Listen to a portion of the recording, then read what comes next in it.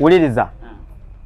The meaning of association is a group of individuals who come together to have a common goal. Exactly. Okay, what is the goal of DEEJAYING? You, what is the goal of DEEJAYING?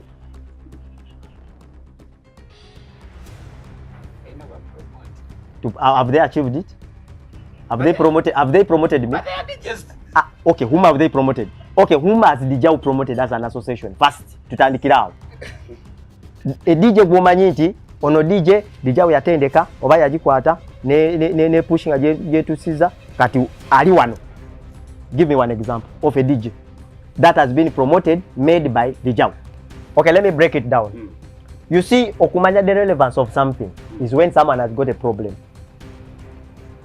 Onfuna. The finding the relevance of something or the association or an organization is realized when someone has got or an individual has got a problem. I want to give you two scenarios.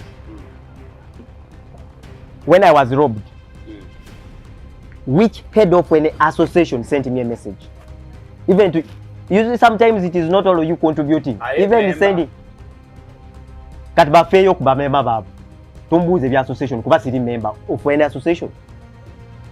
And you're not willing to join? Why should I join? For a common cause. Which cause? Being more organized. Am I disorganized? You're not. Am I disorganized? More gigs are going to come. Which gigs are they give? Which DJs have they given gigs as associations? They are there. Yes. I'd gone for a gig. Actually, natandikira ku show ya Zahara Toto. Vibe ku vibe. Kumacha. Actually, twali awo sawa nga zali sawa 5:6 when we were recording that show. After recording the show, nga ndino mukolo ku Serena. It was an event of a certain bank. I think it was either ABSA. It was ABSA, yes. No, UBA, not ABSA. UBA. Nga ngenda ngamala kola nga nine ekibala. The bar is called Obanje Ogere. Anyway, kanjireke because in one way or the other it might affect them. So ningenda mubala ngamvude ku Serena. Producer nga badali meddeko bajoga ajireke. Kanjireke. So nalimva after finishing the show, after finishing my gig from Serena, nguredi dina sente bali bampadde sente nyingi. Kuba Serena n'ogikubira 5 oba nenzija oba nze yali alina omululu mu kifo ky'okugenda ewaka n'ogamba nezino kanzikole kansoke nzinogeyo yogende byesinga omutima mugumu kati nengenda mu bbaala nenzanya mu bbaala okuva saawa it was from midnight, 1/2 midnight. As you are leaving Selena ne bakubira. It was already in the program. It was a weekly gig. Every Thursday. Was it a Thursday? It was a Tuesday. It was a Thursday. So, kati mwalimu DJ omulala gwentera nnyo zanya naye. Nga ye tatambula na byuma. Omwita DJ. Kolera abantu. Nedda. Kolera abantu. But I'm not saying he's the one who took them. No, I'm not saying that. I'm not saying that also. Kati DJ. You want me? Kati DJ. Bwe yamala okuzanya. Actually DJ played his part. Sawa ze nezikola ki? Nezigwa. We used the same machines. Yes. In the name taking over. Naye yali talina byuma. Kale yali tatambule na zize.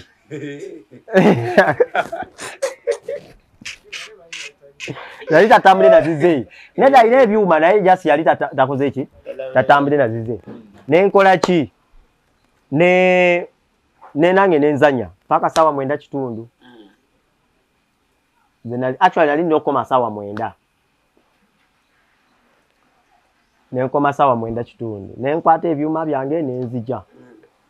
Nenfuna wa boda. We passed all the black spots. Random border or I went to the stage. Kati omanyi oba okwoyo tosobola na kulowooza bulungi. yes. There was a border guy was coming like this in the stage. Now one from Gone Mugama Jango. Netutesa. Netugenda. We passed all the black spots. I was left like with 30 meters. 30 or 40 meters to reach my place. Abayaye ngo waboda nga akendeza speed. Nga mazo mugamba nti tuyimirira awo. 30 meters guy nga yimirira. Mubuuza kiki. The next thing nabagambirawo mujjeeko ki munzijeeko ebintu naye temunkuba. Era they didn't beat me. They didn't even slap me. They took everything. They took everything. Your phones. The phone, the mixer, the deck, the laptop, the hard drive, anything concerning a DJ. They took it. Tiwabalaba mu face. No. The place was a little bit dark. The next few minutes, era nenkyogera nengamba kawedde mudda. And I said it like that, kawedde mudda. Okwebera mu nsawo nensanga kano akantu n'ebisumulizo ebyewaka. Era nasituuka awo nengenda ewaka munju nengenda mu gundi yange nenfukamira wansi nensaba nenzuukuka naye gwe I think I slept because I was tired, but I didn't sleep because the sleep was there. I slept because I was tired, but I didn't sleep because the sleep was there. So I remember I woke up at around midday. I told myself, they have taken, so are you going to kill yourself? No. Olaba n'omuntu bw'azaala omwana n'afa alekerawo okuzaala agenda n'addamu ne yeegatta n'azaala omulala. Kituufu. Era ne ntandika kuyiriba buto. Now, that was October 4th. Between October 4th last year. 2024. Yes. October 2024. November, December, there are parties, man. Listen. Between October 2024 to December. Hey.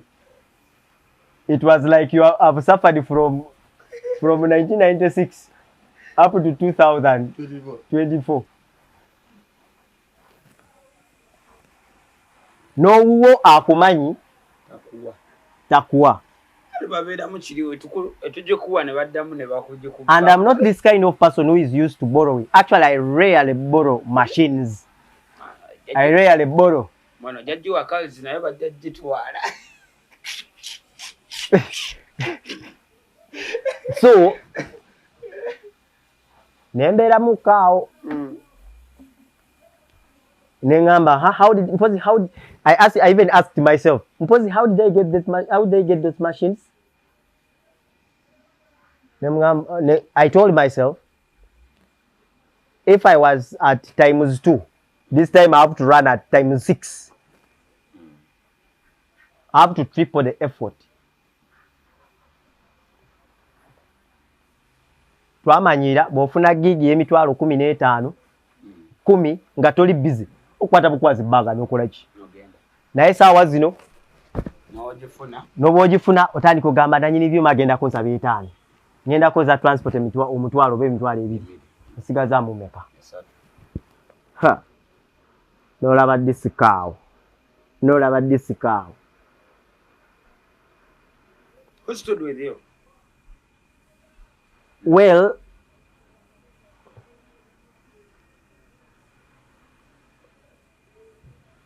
the person who stood with me, I would say only one person. Actually, not one person. Let me say 3 people. Up to where I am right now. 3 people. 1, DJ Musta of MM Sound. I mean MM Media. MM Media.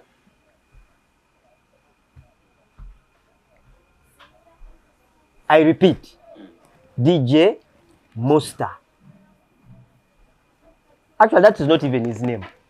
It's not DJ Musta. It's Mr. Mpera of MM Media. I repeat, Mpera of MM Media. There is a reason why I said that. And I wish God blesses me. I have to bless him one time. Amen. Njogire kino. Mpera. I think is one of the people I can say is a blessing to me. And I don't regret knowing him. Do you know why? Whenever I could get a gig, all the people, all the DJs whom I had hope or believe that basobola kunyamba, basobola kuntegeera, disappeared. Even the ones I was very... By the way, Mr. Mpera, I rarely talk to him. Even before then, I could rarely talk to him. Naye oyo guy yankiriza nga bwe nagenda. Oluusi nali mukubira bukubize simu ne mugamba, Musta, ninayo kagigi, sina byuma, nkoze ntya? Akugamba mazima nti oba ninayo SX eri wano, oba SX2, oba deke ne omutwe, deke ne mixer, eri wa gy'oyagala. Nze mu butuufu nali ngenda nakukola nga tansabye sente. Then nze ne mmanya nti nga musajja munange kamuweeyo ki amafuta. Branskin, I just feel you have to go to MM Media. So, sometimes... We shall have a visit to MM Media. So that guy could... Neck and beats. You have to go there. So that guy could give me machines. If it is really so bad nga kuba oluusi ebyuma atunda ebyuma. Ebyuma tebibeeraawo just okubeeraawo. Sometimes akugamba sirina mu byuma naye saagala kulekerera. Ninayo Pro 2. Enaakukolera. Nze naakozesako ne Pro 1. Nembeera ng'omuntu atayina S9. But I just accepted the situation. Yes. And I had to blend in. Ningama, no. I have to use what I have. I remember having a Pro 2 that Musta gave me. I went and worked for 800,000. 800. And it was a quick one. Yeah? Kati nga bwe tuli wano, omunakubira simu. Kazi oliwa? Ndi waka. Nkwagala mu dakiika 3. Ntaasa. Ebya sente tobyogerera wano. Tubyogerera ku simu. Jangu. Naye I'm going to pay you well. It was just like that. Omusajja gwe bakubidde. Talina byuma. Nange nenkuba esimu mangu. It was a Sunday. Nenkubira Musta ne mugamba Musta. Njagala controller. Yonna eriyo. Musta nangamba siriiwo naye kankubira omwana ajja akuwe. And it was a Sunday. They are not working. They rarely work on Sunday. Omwana naja nampa mix controller. Pro 2. Nengina nenkuba disco. Nenkomawo. That's how good Mpera is. Big up on yourself, Mr. Mpera, DJ Musta. Naye. Sinti other DJs, there are those ones I never reached out to. Yes. There are those ones I reached out and excuses started. And I didn't want to listen to excuses. But then, I nentandika to rebuild myself up to where I am right now in terms of machines. Man. Now you own so much big. Yes, I'm driving myself towards that side again. I want to ask you something. You're from Teso? Yeah, Do they produce music? they do. Why is it that their music ain't played so much? Now, there is what they call producing music that breaks barriers. Yeah. So I think the music they produce hasn't broken barriers. When I say breaking barriers, crossing the Nile. Now coming to be hit in Kampala, whereby even if you don't know the language, you still vibe to it. Like the way we vibe to Nigerian music. We don't know what they sing, but we vibe to their music. I remember in 2000, I can't really remember the year, I had the same conversation that sparked out a lot of controversial discussions across the whole region. Sure. Actually, I was like a regional problem because of what I said. There are even those ones who plotted to kill me from my own region because of saying the truth. There are those ones who plotted to beat me up. Others succeeded, others didn't succeed. Oh, others succeeded. Yes. They did beat you. Yes, they beat me, but they didn't beat me well. Yes. Oh, I didn't know that. You see, anything good, people criticize. Yes. Anything bad, people criticize. If you don't want to be criticized, die. People don't criticize a dead person. Even if you're a thief, they will be saying, oh, your man yali mulungi. Kati lwaki afudde, lwaki bamusse, ngabba, singa mulungi. And I didn't blame them, but that's the nature of human race. Yeah? We don't want to be told the truth. So you told them point blank. I told them point blank. The ones who tried to follow my advice are the ones whose music is trying to break barriers.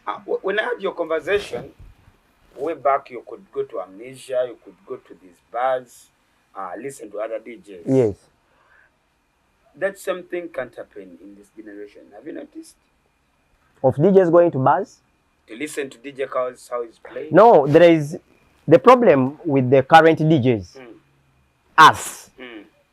We are so judgmental.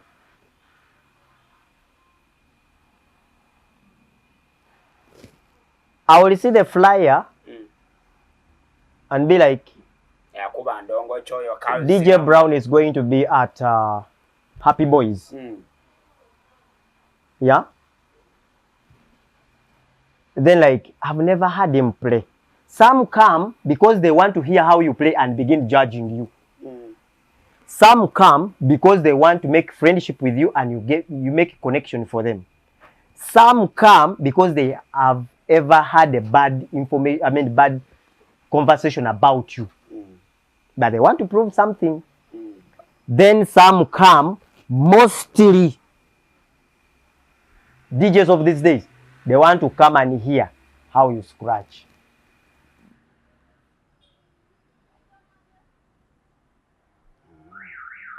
However, there are also those ones who come to a bar because Kalz is their friend. They know his potential. they want to support him. And those are the ones who are up to 0.1%. Yeah. Now, me personally, I go to bars. Do you recommend that feeling? I recommend it.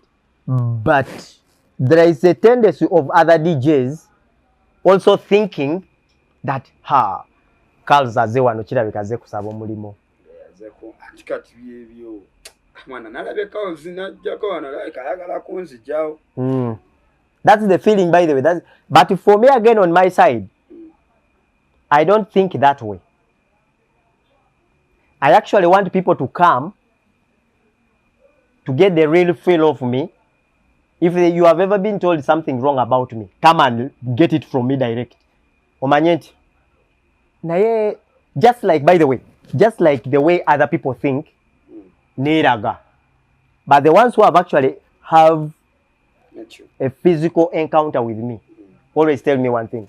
Tofana na linnya lyo. Oli mukakamu.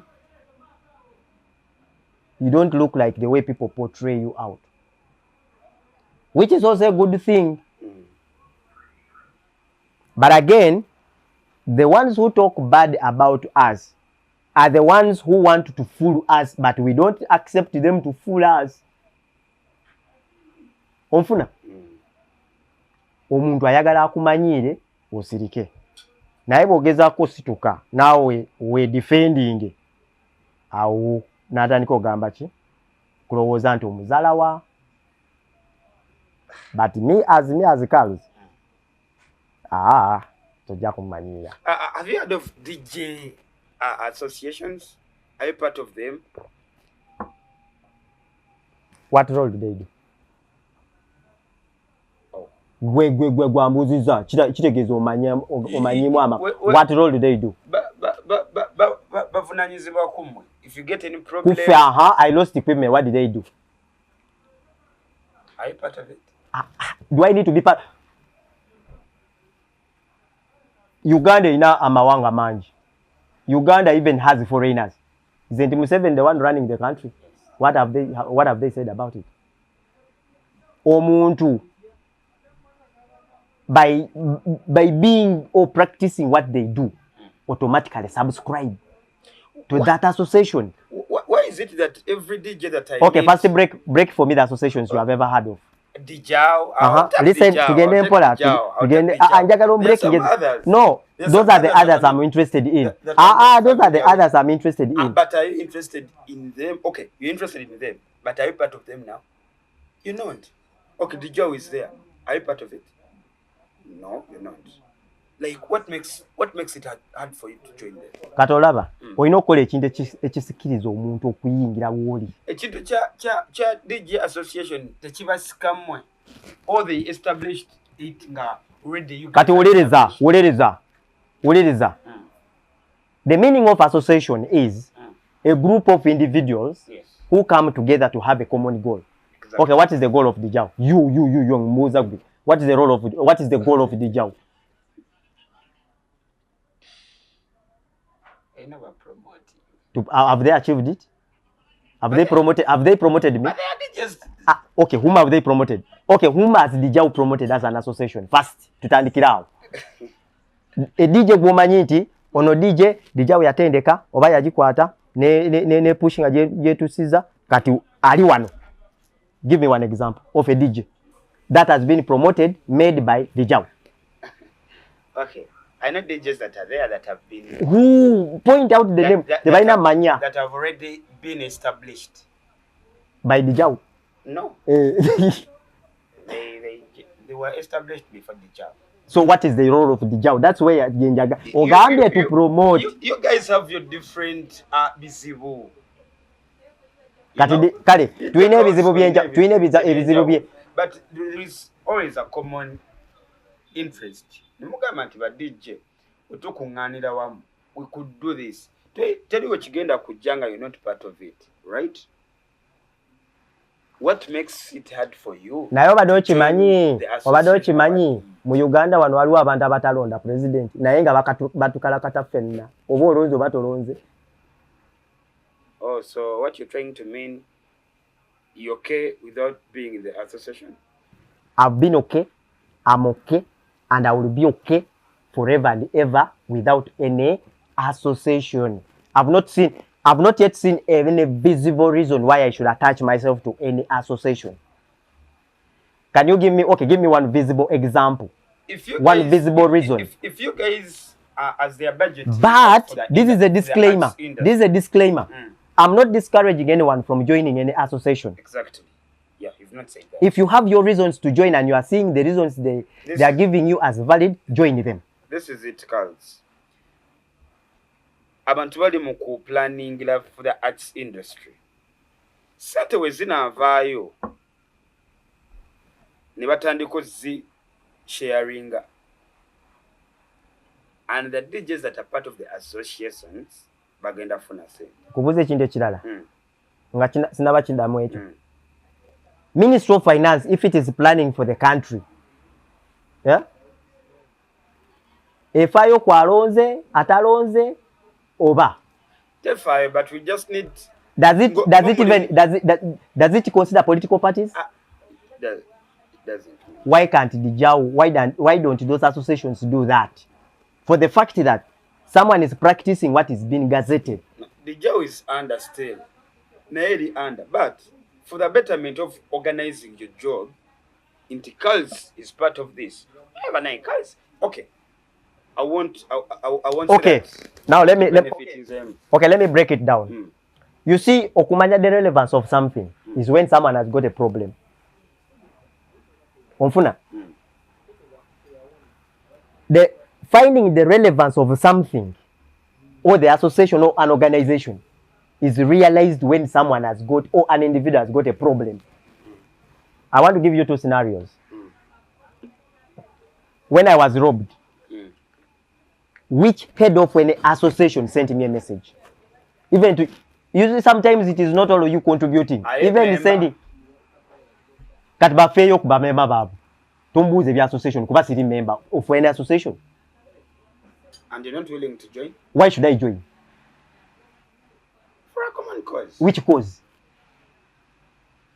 Being more organized. Am I disorganized? You're not. Am I disorganized? More gigs are going to come. Which gigs are they give? Which DJs have they given gigs as associations? They are there. Yes. I want to give you an example. Do you know that Sese Nation is a group of some specific DJs? Is more organized than the National DJ Association? Dochimanyi. Sese Nation is more organized than the national a national recognized DJ association.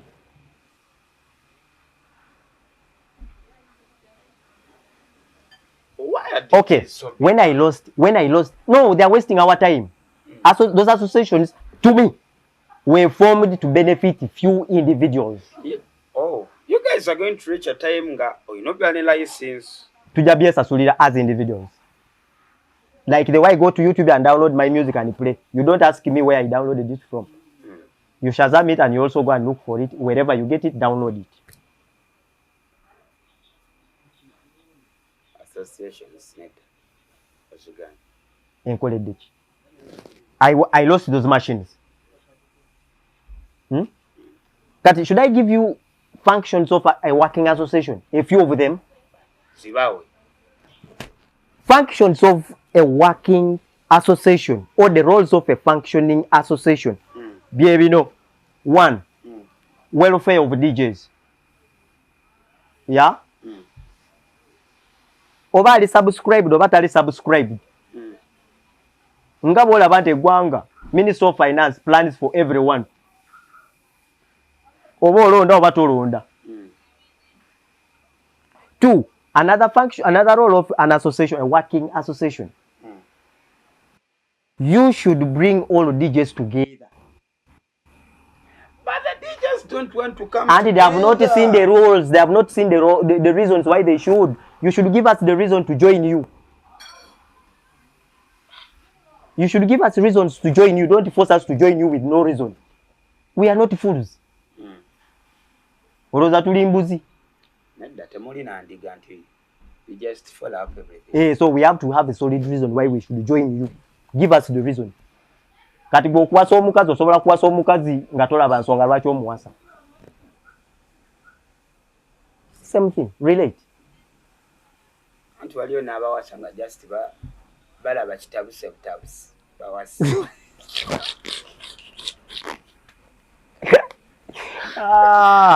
Naye nga ensonga ya association, that thing, those people have to really give us reasons and convince us as to why we should join them. DJ bamubbi. Tomusindikide the message. Nobogezako reaching out the heads. Their phones are always busy. They are always not picking. Even if you send a message, bakuleka mu buluti. Are you really functional? Kati nze nkwefase. Already I'm grieving. Nkwefase. On a daily, DJs are sick. DJs are losing relatives. Kale tunalaba bo abanene bo babafiirwa. Tulaba baba DJ banakola ki? Banaja together to support them. Naeze, so far the young DJs or these underdog DJs are losing relatives, they are dying, even themselves are getting problems, they are being bedridden for months. Now you will never see any association coming out mbu omanyi to ono DJ afunye kizibu bwe buti tumuyambe. They will first ask, mpoza abada akolera wa? But underdogs, but do they let me tell you, an underdog DJ is more supportive than those so-called big DJs. Do you know how many underdog DJs reached out to me when I was robbed? Inze nina naba DJ abama bancontributing oli agamba Kalz nchimanye embeera gy'oyitamu soka ofuneyo ekizike ekyebiri n'olabira ddala nti afunye mu bugubi onfuna.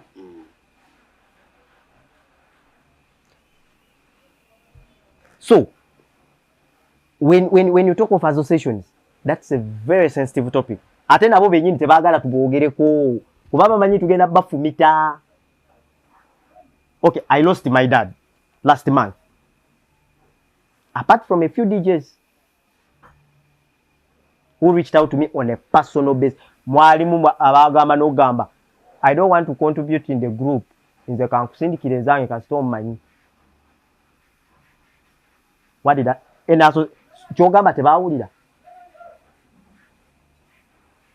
Didn't they hear anything? That I lost a relative? Now bali mu group. Ate tebali mu group, kati bakola ki mu group? So, if they are in the group and such messages are not respected, what is their role as the heads of the associations? Ate n'ekirala mulimu a lot of discrimination. Oyo akolawa, akubirawa, eyali ampadeko gigi, ani amumanyi. You get? That is wrong.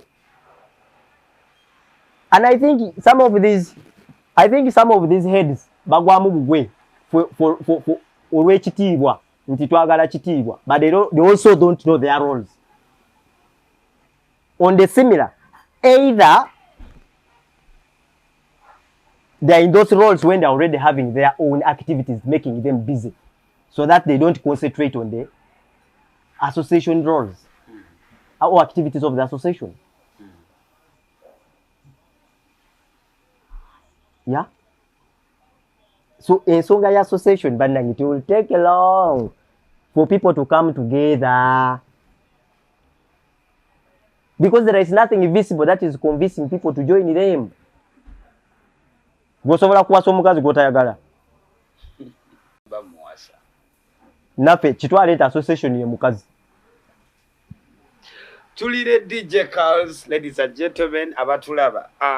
From there, watandika LL nakusomesaamu awo nabula biki. Do you recommend people to go to DJ academies? Now you're talking to someone ayagala okutandika disco. Right now, DJ academies You want a yes or a no?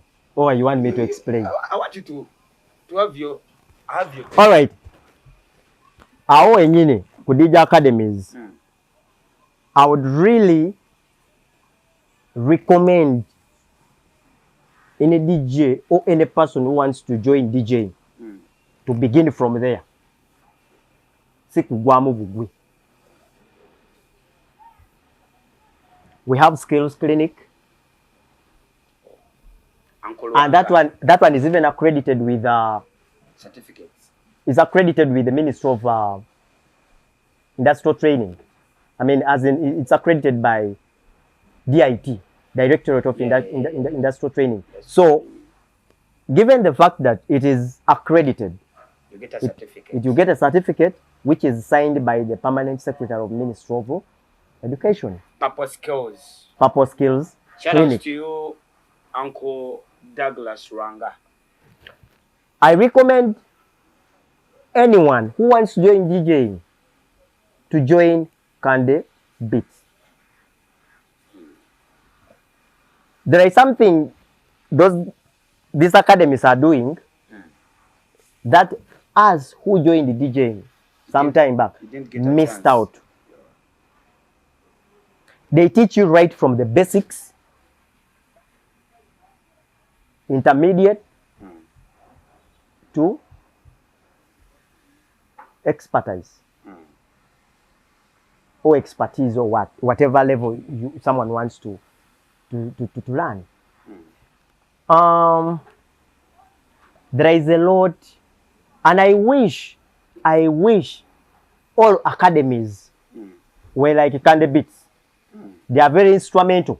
How? They show you what you are supposed to do, how you are supposed to do it, and what not to do, when and where. Skills Clinic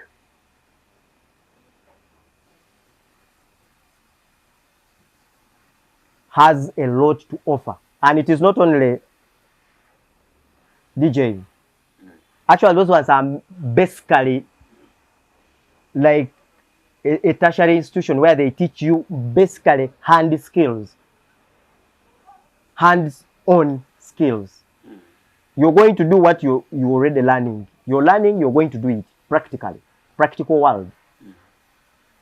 Aside from DJing, making Vaseline, making the soap, salon, hairdressing, tailoring. There is a lot Skills Clinic is offering.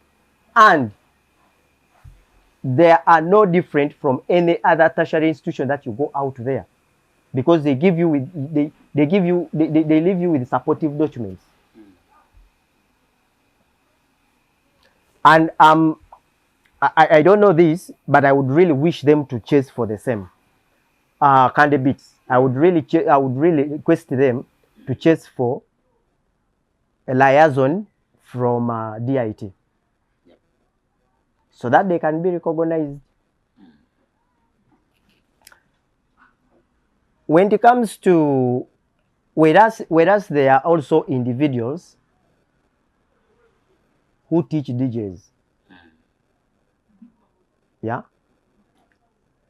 an academy might be a bit far from you, and yet an individual is near you.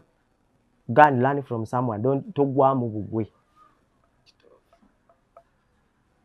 That's right. I've seen issues artists never DJs. Have you had an incident? Ha! Hey, I think mine was the first one which came to the limelight. Muimbi na DJ. Yeah, for us, we didn't go physical. How was it? I was in for Purple Party. Now the problem came here. I was a stage manager.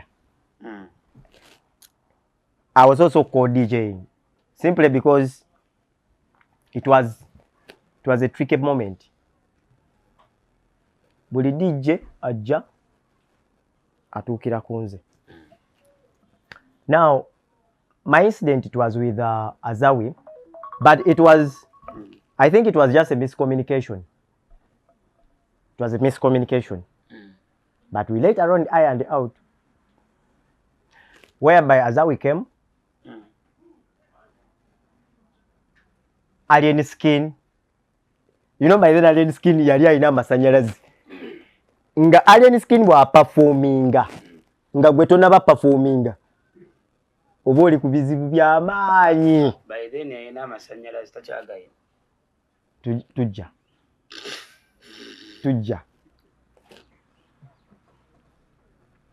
So Alien Skin had come, wanted to perform. Azawi also came. She was also there at the same time. Azawi agamba ayagala tandika okukola ki performinga. Alien Skin, her. Ate by then, nawe DJ agenda omukubira otya.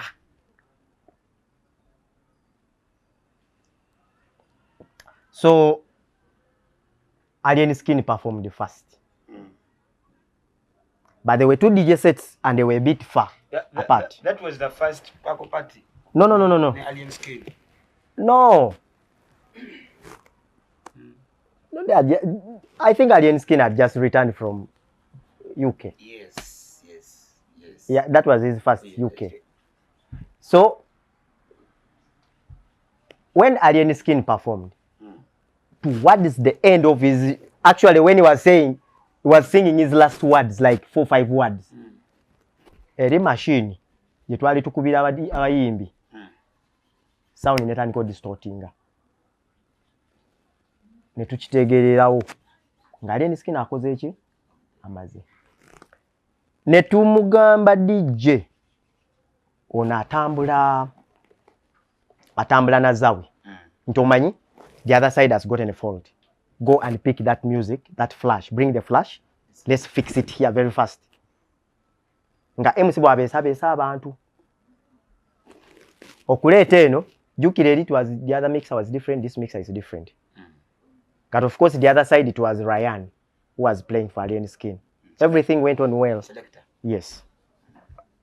DJ Ryan the Chosen.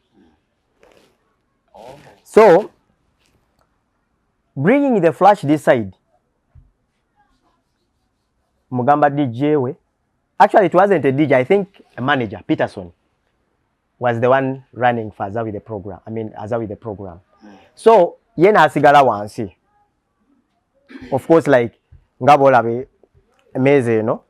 Nti asigade wansi wano, like backstage. Then, awo netwogereze ganyawo. Kati, ampade flash, intade ko butesi, ate no obuzibu. Simanyi the arrangement ntitandika n'oluno oluyimba. Zakoluno. And we have put things a little bit late. Kubajukiro already. Alien Skin amazote kama stage on fire. Azawi has to cut in keep up the pace. Nenkwata oluyimba. Simanyi oluyimba kije bagala kola kitabangambye. After all, they were all her songs. Nenkwata oluyimba nentuteeka mu deck. Nenjiteekayo.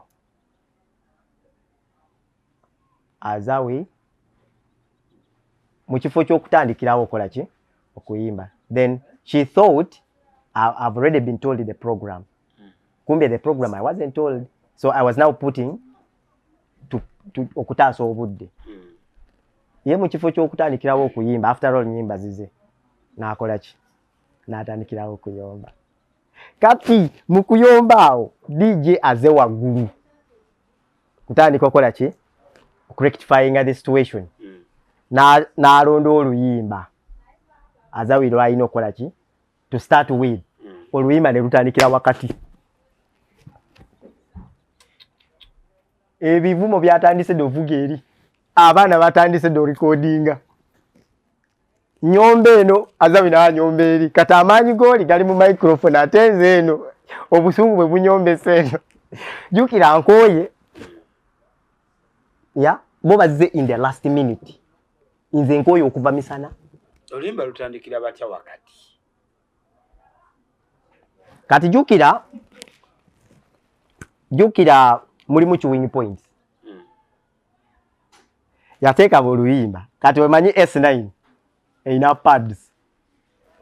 mu kifo ky'okunyiga oba omanyi ffenna twali tupapa mu kifo ky'okunyiga 2 point esooka n'anyigira yawe oluyimba olwedde oba luli mu korasi oba luli mu ki lutabuka maama wali atabuse avuma Kalz bitya nga kwezaamu erinnya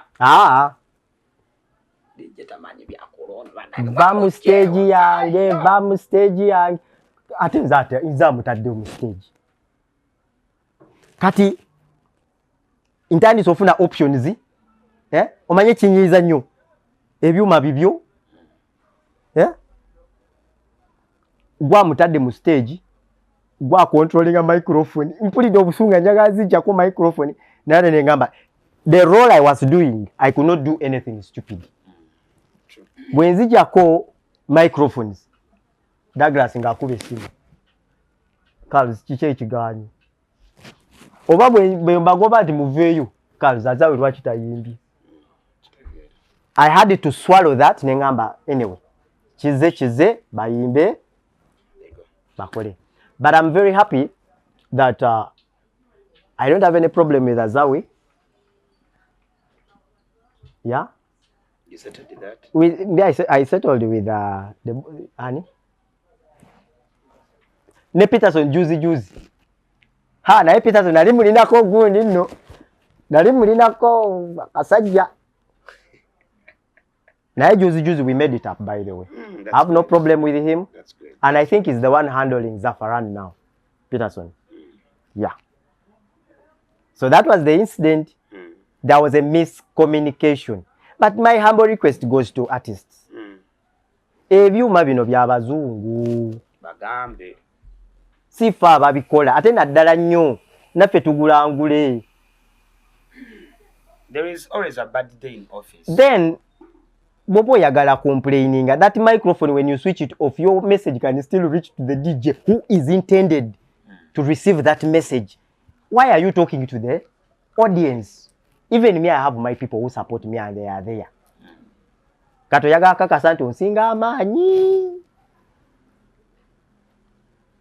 Era kituufu oba onsinga amaanyi. Naye ate nze aba ataddewo. Nze aba akutaddewo awo. But I think before an artist goes to stage, as in okuyimbira abantu, let them first come and liaise with the DJ one. Because sometimes they move with the DJs who are not skilled. They move with the DJs, abamanyi just dropping, but they don't have the knowledge of these machines DJs use. Kati then n'aba DJ bano abatambula n'abayimbi learn to liaise with the DJ you've found on site because he's the one who knows kana akapesa kange tekakola kano kakola kano tekakola tosobola kumbulembinga nti lwaki kano tekakola lwaki totambule na zizo. Yeah, it is all about cooperation. Ate gye bujja maaso aba DJ bano abatambule n'abayimbi oba omuyimbi ojja omanyire DJ akutaddeyo aswitchinga ebyuma akugambe kola kyoyagala ate nga tolina kyogenda kukola ate nga tolina byuma or else akusabe sente nti anti ogenda kukola sente nange sooka ontemereko. You get? So this DJ artist relationship should be mended. There is always a better way of handling that. However, there are artists who are really so professional. Bwatuuka on site, asindika omwana we, genda olabe DJ kyali eyo. Ne mulabe engeri gye mukwasaganya. I've always seen those artists. They are there. There are so many. Because now when an artist performs well and brings the vibe, it credits him and the DJ. And even it is credits an artist a lot because artists wamala kuyimba. It doesn't even mention the DJ. For us, if you say the singer to be no teria tulaba no tulaba kujja ko ngokubye drop. Naye artists should credit DJs. It helps. It is a win-win situation. Okay, tuline DJ KALZ oli mukulaba Brown Skin Events YouTube channel. Subscribe, sharing, and of course put a comment down. Namusajja aluddemu mwana mundonga. Njagala kugenda wano kati KALZ. Owa. Ba DJ mulya sente z'abakyala nnyingi.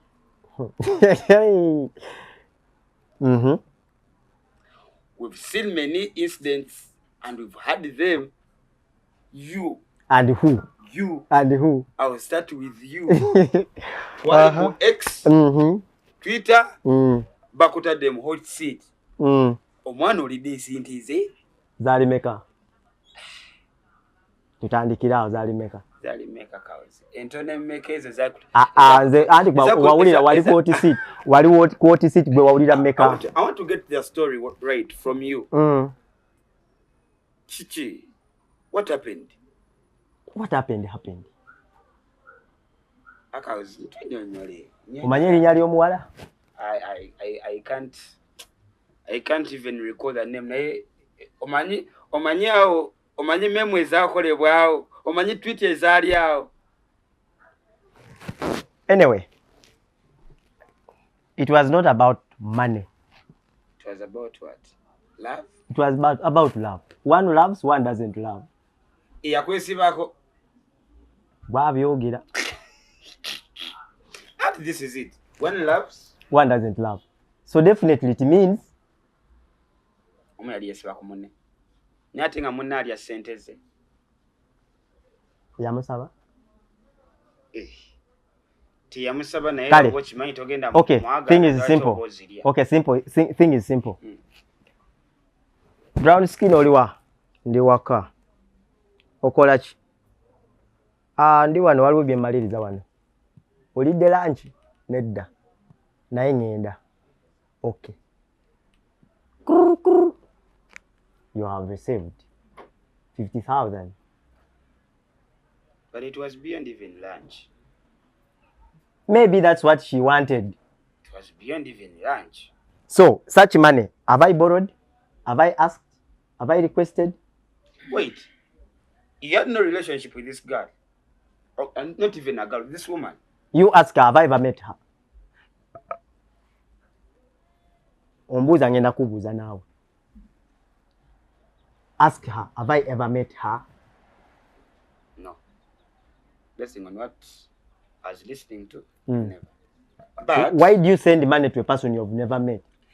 Because you called her. I called her. Kusimu ne mwogera mukwano. Ne bamukoninga okumala emyezi 6. Ng'akuwa ne sente, omuntu yali akuwa n'ebirabo akuteredde mu ngatto. KALZ. What are you talking about? Kati lindako, let me ask you. So, kungamba mukazi oli tomwagala, but you could accept what she was doing for you. When they send you something when you have not asked for it, what are you supposed to do? You have to receive. But what did I do? You did receive. Yes, Mukazi tomwagala. Tolya bigambo byo. This is it. Katusagala ompadi. Ebintu wali obi receiving. No receiving a mobile money, no receiving ebirabi yali akuwa. Ngaki? Ngato.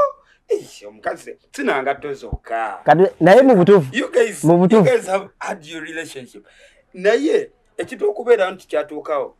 Omuwala ali oyogera naye. Wali tomubala nga mukazi wo. Wali tomubala nga mukazi wo. Like yali si mukazi wo. Basing on whatever you had, you guys. I've told you the person I loved from the beginning of this story. You saw how we used to do things? You saw how we used to do things? Abakazi. As you're doing something, please, first be sure. Anyways, katolaba story eyo. Inze. I met that lady on X. Just like any other person. Nemwogerezeganya. Yeah?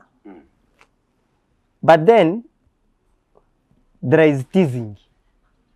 Me, I teased her.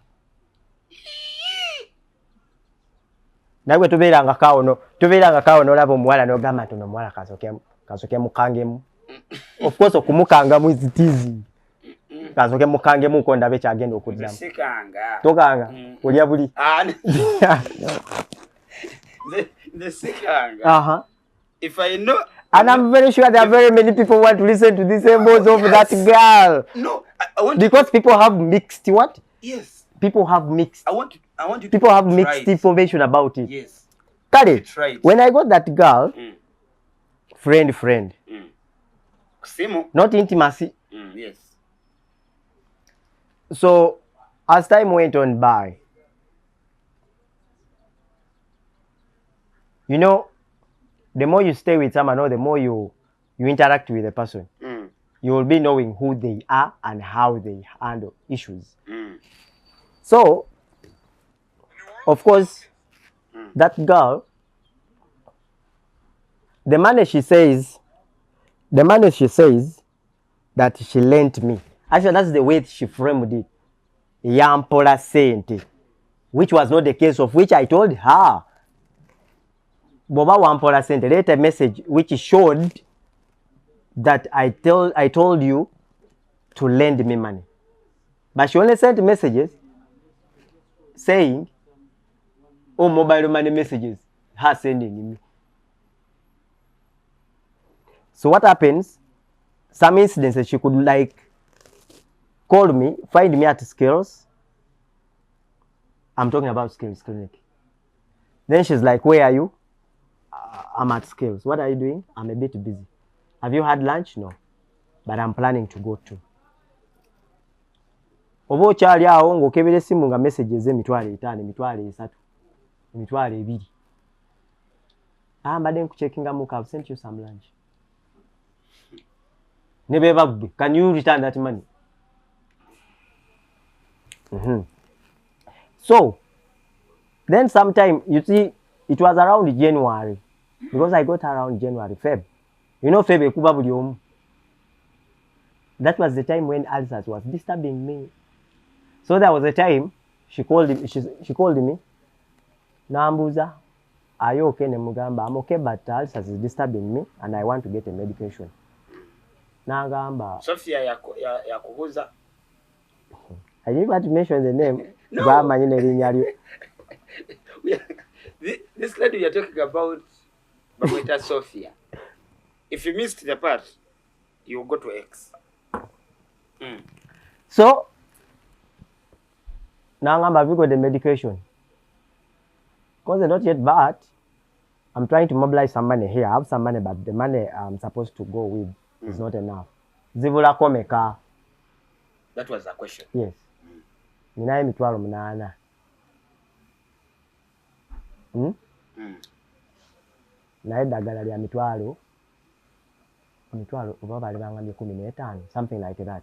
Anako 8. Nze ninako 8. Nasindika meka 70. Era nengenda negula eddagala. Era nateriira. Saafa. And thanks be to her. Kati awo mba nali musabye sente. Nali musabye sente. Anyway, everything the money she sent me, she could send me in goodwill. Simusabye, tansabye, simuoze, I mean, tampoze, just in goodwill, out of love. Then, if it was out of good love, women is by nature. When things go sour, she begins the money for whatever she gave you. You didn't know that? I didn't know that. Ate tolianga. Ngomanyiro genda sasula. So, as time went on by, nedda. As time went on by. At love, DJ Kalz doesn't want me to speak my mind. As time went on by, Jukira, all that is happening, we have never met. Yes, you've never, but you could share out locations, you could tell her where you are. Then at some point, reaching an extent. Now, at some point, there's some information she hid from me, and I went on discovering. So when I discovered such information, which information? I don't want to go details because that's her private life. Okay. So when I discovered some information, nentandiko mwesalako. After eating hakamane, which I didn't ask for. Kalz. Yes. Man of all seasons. Which I didn't ask for. So when I started distancing myself from her, then she got concerned. You know, You know, there is like a thing that I read. Shout out to you, my man Kunasa, CEO Motion Eye. Oli akantu kano ke yagamba. He tweeted like this: hurt a woman when you get a chance. DJ Kalz must have bookmarked this tweet. So, when I started distancing myself from that girl, then I think she started becoming suspicious. Remember, she got to know my girl. Oh. Listen, when she came to know that girl, I think she inboxed her on X. Then the Kagaro gave her the number. Then they started talking together. So, when time came, because she was almost coming back, then she at one time asked me that when I come back, I want to come and spend some days at your place. Then I was like, I can't guarantee that. I can't guarantee that. So at some point, I got an abrupt, when she was towards coming, then I got an abrupt journey to the village. So as I was traveling, if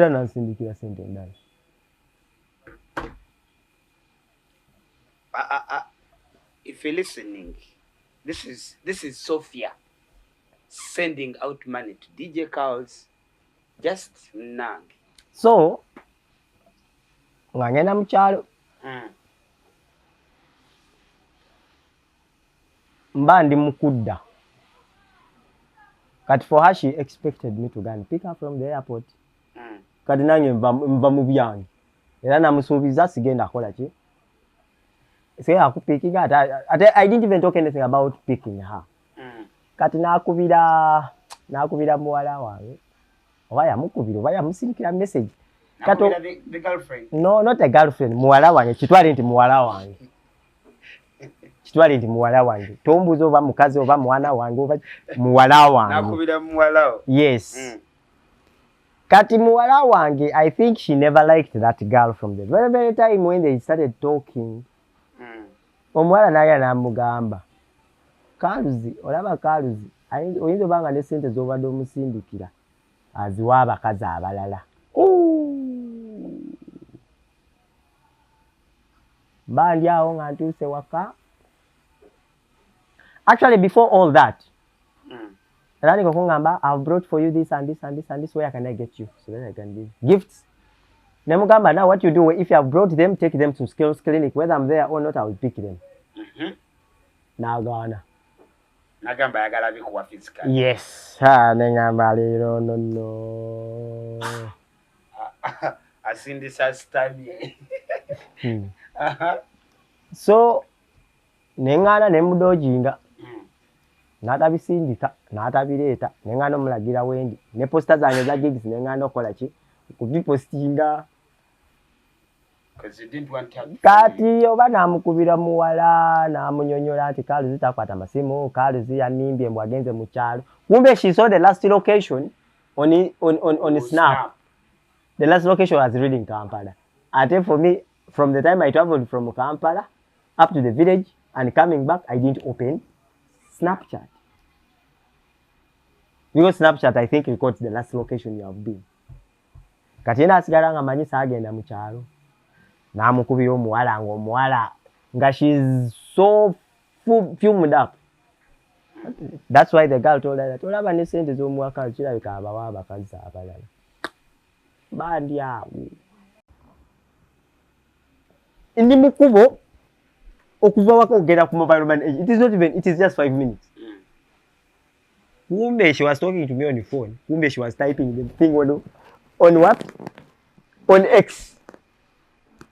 Bwe yamali okungamba nti bwe namwali okumugamba nti kangende nkole chinku deposit nanyiga post.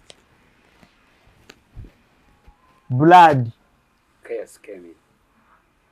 Atemete mwala baki. I sweated. Do you know sweating? I sweated when I was. Now I had a decision. She has already posted damage caused. Why should I send the money?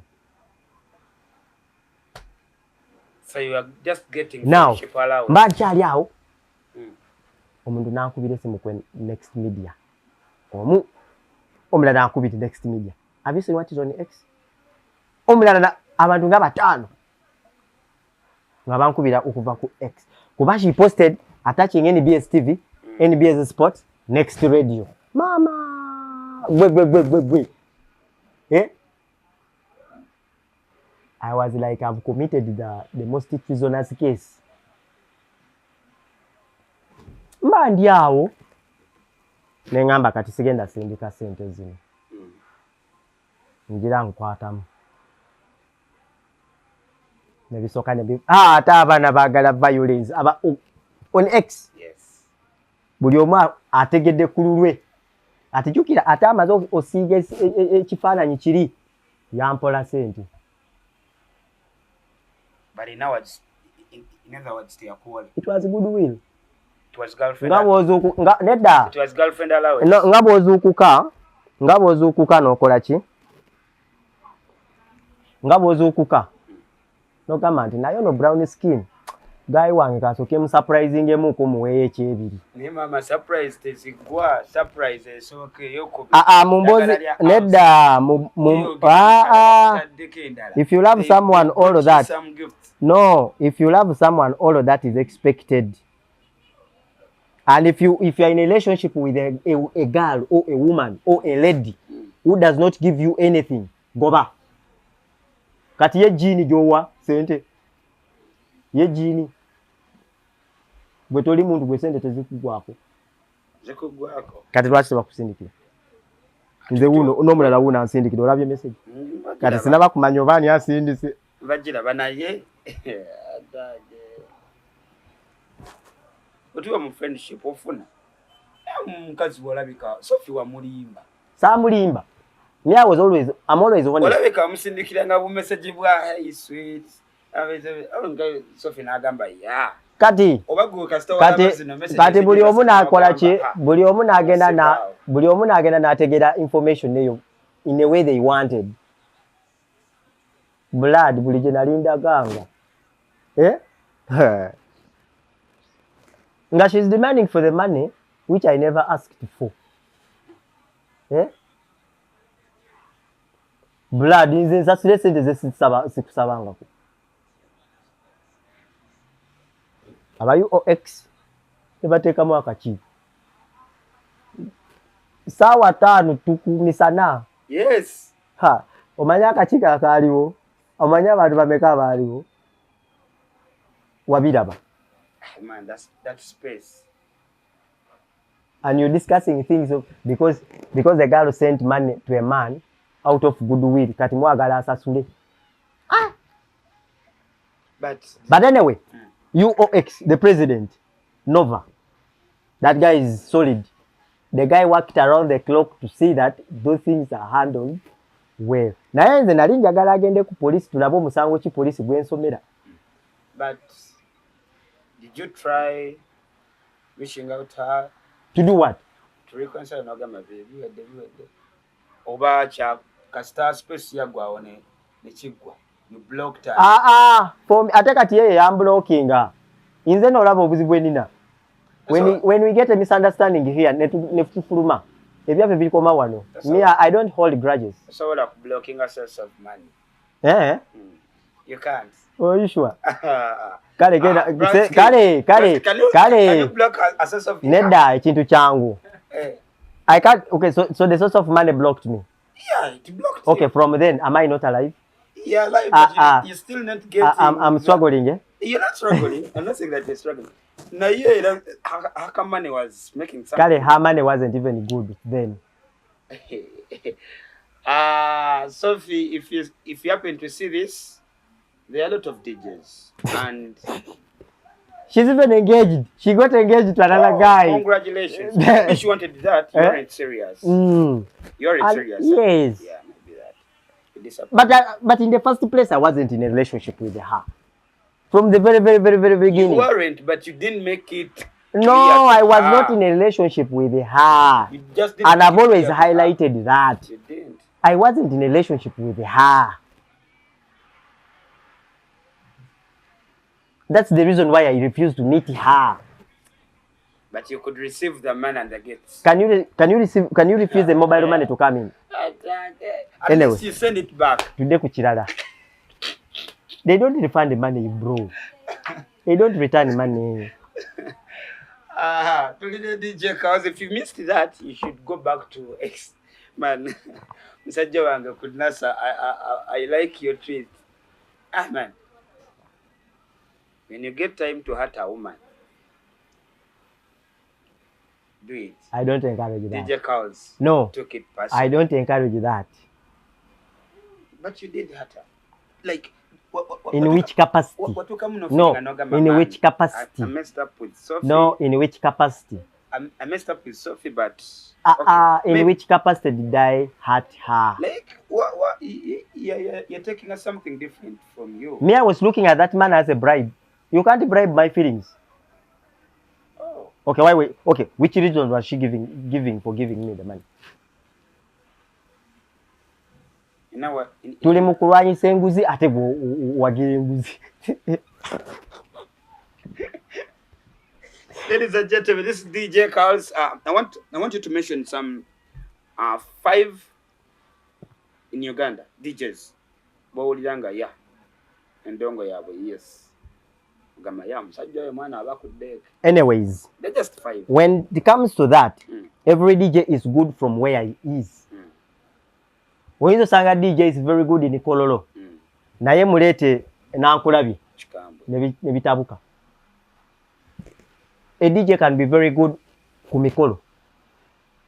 Naye mulete mubala. Nebitabuka. So everybody is good from where he has taken time practicing from. Yeah? Ato izoleta DJ we bivuru. Mubala nebigana. Ate no mubala. No twala ku masomero nebitabuka. Onfuna. So these things differ. Someone is good somewhere. But I want you to give me 5 male DJs. No, let me help you. No. Let me help you frame the question. I know. There's nothing like. Okay, what do you take as the best? No, I'm not making it like. Okay, what is your question? I want you. What is your question? Kalz. By DJ Batan. Male DJs. That play for you like Ngogamba. Yeah, that DJ. I'm not saying that. Give me the best. No. Just give me 5. Male and female. Okay. I'm going to summarize that. I'm going to break names. Okay. 1. All Happy Boys DJs are good. Take it from me. There is nobody who works at Happy Boys and is not good. Take it from me. DJ 1. Malik. Another DJ that doesn't work at Happy Boys. Another DJ who doesn't work at Happy Boys. Aluda. Saluda. Eyomakas. Dranix. Asembayo.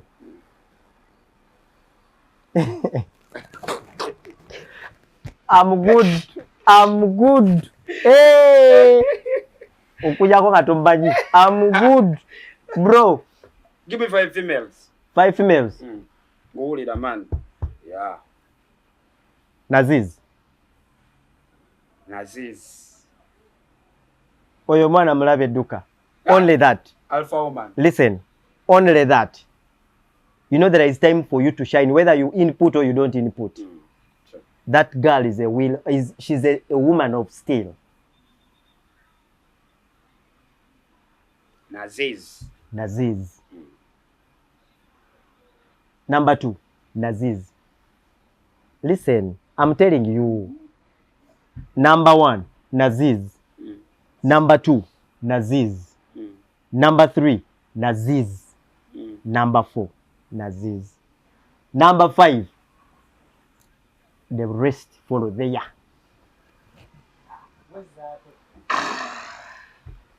Zahara Toto. She's good. Kathy. She's good. Laura. She's good. Etania. She's good. Ladies and gentlemen, tubadene DJ Kalz, one more of Sembayo as we're signing out. Well, in everything that we do, and in whatever I've become, there is one person I want to credit that I had almost left out. DJ BK. DJ BK. Actually, among the DJs who laid biggest foundation on my career is BK. Even before I learned how to play music, BK could put me before the crowd. Big audience and a corporate audience. And whenever I could play and he sees something is not right, he would tell you, do this, they don't play like that, play like this, like this, like this. I credit everything to DJ BK. Then there is one thing I want to clear about Happy Boys. A number of people have, I think even some of you must have heard this, that Enkokola zile kwa Happy Boys. Empitirivu. Now let me put this right. Let me put this right. As I told you, all DJs who work at Happy Boys are good. One thing you people don't know is Happy Boys, actually it is one of the bars I've seen for the very first time who employs someone based on his ability, not based on whom they know. Ako kafinye. Happy Boys employ someone based on his ability. They don't employ a person based on whom they know. Boss Timo and Boss Steven. That is why the programming of the DJs are made by themselves. Not the manager, not a head of DJs, but the boss himself. He knows that Kalz okuva sawa 5 paka sawa 7 awajja kunkwatira bulungi. Then Malik bwaja sawa 7 paka sawa 8 patebe ino kutokota. Naba MC kyekimu. Kati omuntu alowooza nti oba Kalz yankubye enkokola. Those are your assumptions which are just baseless. Oba Nesta yankubye kikono lwakuba oba wamuyombesa kolumu n'otandika okubeera ne kind of assumptions. That is not right. That bar, it has 4 branches. Ugamanyi which one and which one? Yogere kigambo Happy Boys. Soko yogere Happy Boys. Yogere Happy Boys. Kuba listen. PR Neda. Mention them. And I want you to mention them. You are the host. I want to see whether you really know Happy where I work. Happy Boys student. There is here. Okay, kankumenyere. Entebbe Road. That is not Happy Boys Entebbe. It is called Happy Boys Namasuba. Happy Boys na. Got it. It is like Happy Boys Tula. The mother of all those bars is Happy Boys Namasuba. Then there is Happy Boys Busega. Happy Boys Tula. Happy Boys Nankulabye. Ozogambe boss ani? Boss Timo. Boss Timo nani? Boss Steven. Boss Timo, Boss Steven. When you happen to see this, they are going to see. Because the PR wa Happy Boys. Not that. It's not PR. Njogebe ekituufu. That I needed to clear. Era Boss Steven. Boss Timo. Monda biranga ddala. Era bajja kulaba. My name is MC. Nga Kalz wa receiving MM. Hey, ani ngila kujamba noni. nkutwaleyo Sure. tewali bu- Something alright to see. anyways my final remarks in this life, don't rely on one thing or one profession. I always tell people, learn a skill, master it, monetize it, invest. I repeat, learn a skill, Learn it, master skill, master it. monetize it, That's money. invest. Invest somewhere else. Yes. Big ups to DJ Flex of Gadget Store. That is Wachseka. Big ups to DJ K's, the DJ Gadgets. Big ups to Amsterdam, the DJ Hub. Big ups to Mr. Ampera and Mickey of MM. And big ups to all the people who have laid the foundation. And by the way, big ups to all the people who talk negative about me. Oh. Do you know why? Every progressing person has to have that talkability. If they don't talk about you, you are not progressing. Wake up.